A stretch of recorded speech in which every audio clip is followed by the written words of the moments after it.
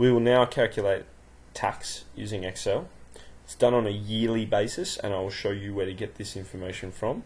You want to first start by Googling the ATO, which means the Australian Taxation Office. So I'm going to type in ATO, tax, brackets, and we'll put the year in as well just to make sure we get the right ones, because they have old brackets up as well. Now, it might be weird that I'm saying brackets, but you're going to figure out what it means in a moment.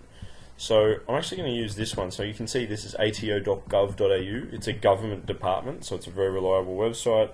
It is really important information. So if I click on that one, it brings up this page, and I can see resident tax rates from 2020 to 2021. So a financial year actually covers from the 1st of July to the 30th of June in the following year. And because we're going from the 1st of July 2020 and then we're going on our trip at Christmas 2020, well then this is definitely the tax rates we want. So we actually want this here. So I'll zoom in on that, and that might be something that I will screenshot and put in my appendices.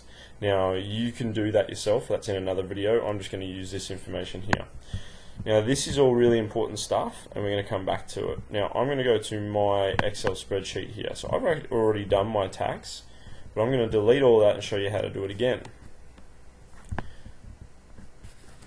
So I'm going to start with the yearly amount of tax being paid. Now this says that if I earn between $18,201 and $37,000, then I pay tax. But if I earn from $0 to $18,200, then I pay no tax whatsoever. So really what that means is anything under $18,200 I'm not paying any tax on that whatsoever. So I've got to figure out how much over $18,201 I am, and then calculate 19 cents for each one of those dollars over this amount. So let's have a look at my income. I worked out my yearly income previously. It was $31,569. That's the job and the youth allowance together to give me this number here, $31,569.89. You are probably in this tax bracket as well. You are probably in this one between $18,201 to $37,000. If you earn over $37,000, you have to change your calculation to include this information here. Now that's a little bit harder, not much harder, it's just a little bit harder, and you might need to ask me personally how to help you with that. But if you can figure it out for yourself, you can do so. We're going to be using this information, however, to calculate ours. So remember, it's all the amount over $18,000.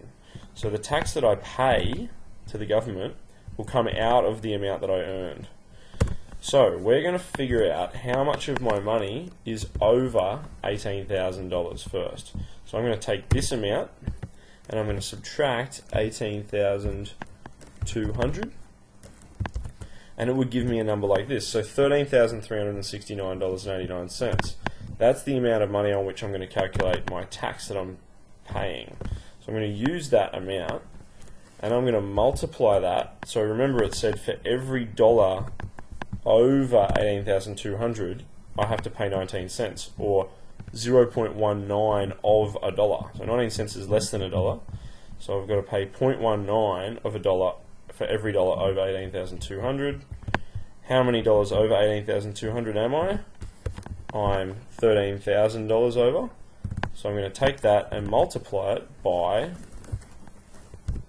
0.19, and it gives me $2,540. So in a year I earn this much, but I pay that much in tax.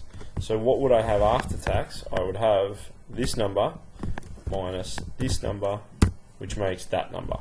Okay, let's break this down for months, years, and fortnights and weeks. It's not going to be too hard. A month would be this divided by 12. We've done this before, so it would be that. Same for the total amount there. There we go. A week would be a year divided by 365, but then times 7.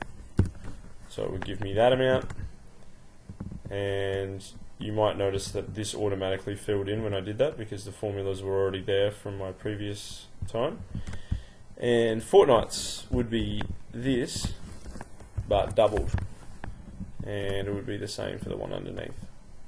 So now I know that up until my flight leaves, I'd take this number and multiply it by 24, just like we did with previous ones, and it says that I pay this much in tax. I only earn this much, but I pay this much. So ultimately my income is that after tax up until my flight departs.